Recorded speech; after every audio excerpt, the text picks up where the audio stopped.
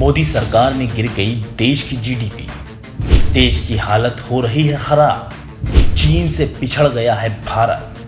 PM Narendra Modi के शपथ लेते ही देश की जीडीपी धड़धड़ाकर नीचे गिर गई। भारत की मार्च तिमाही की जीडीपी 5.8% पर आ गई। शुक्रवार को जो डेटा जारी हुआ है उसके अनुसार जनवरी से मार्च की जीडीपी पिछले 5 साल में सबसे कम है। पिछले 1.5 साल में पहली बार हुआ है जब भारत की जीडीपी चीन की जीडीपी से पीछे हो गई। चीन की जीडीपी 6.4% है और भारत की 5.8। निर्मला सीतारमण ने जैसे ही वित्त मंत्रालय की जिम्मेदारी संभाली तो तुरंत ही जीडीपी रिपोर्ट आ गई।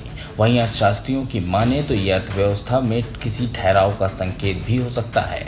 ऑटोमोबाइल सेक्टर पहले से ही गिरावट झेल रहा है। कार कंपनियों ने अपना उत्पादन कम कर दिया है।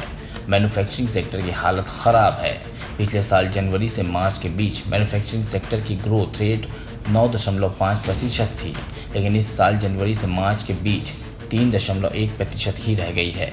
2014-15 के बाद जीडीपी की दर इतनी कम हुई है। अगर जीडीपी गिरेगी तो जाहिर है कि देश में बेरोजगारी भी बढ़ेगी, लेकिन वो बेरोजगारी किसी को दिखाई नहीं देगी। आपको बता दें कि सरकार ने नेशनल स्टैटिस्टिकल कमीशन रिपोर्ट जारी करने पर रोक लगा दी थी, जिसके बाद 2 शीर्ष अधिकारियों ने इस्तीफा भी दे दिया। लिहाजा अब किसी को पता नहीं चलेगा कि देश में कितनी बेरोजगारी है।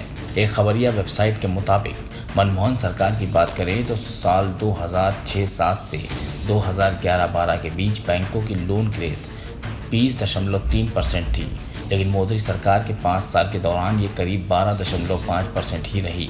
लोन ग्रोथ का मतलब यही है कि उद्योग धंधे लगाने की रफ्तार बढ़ रही है।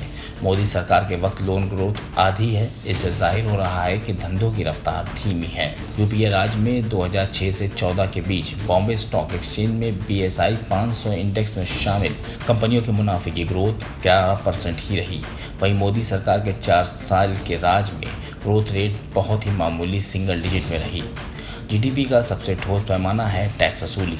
साल 2006-7 से 2011-12 के बीच टैक्स कलेक्शन में सालाना 16.5% की बढ़ोतरी हुई, लेकिन 2012-13 से 2017-18 के बीच ये घटकर महज 13.8% ही रह गई। इससे साफ जाहिर हो रहा है कि देश की जीडीपी इस वक्त वेंटिलेटर पर है और केंद्र सरकार उसको बेमिसाल बताने में जुटी है। Bureau report, NDTV Bharat. देश दुनिया की ताज़ा तरीन खबरों से रूबरू होने के लिए सब्सक्राइब कीजिए आपका अपना चैनल NDTV भारत।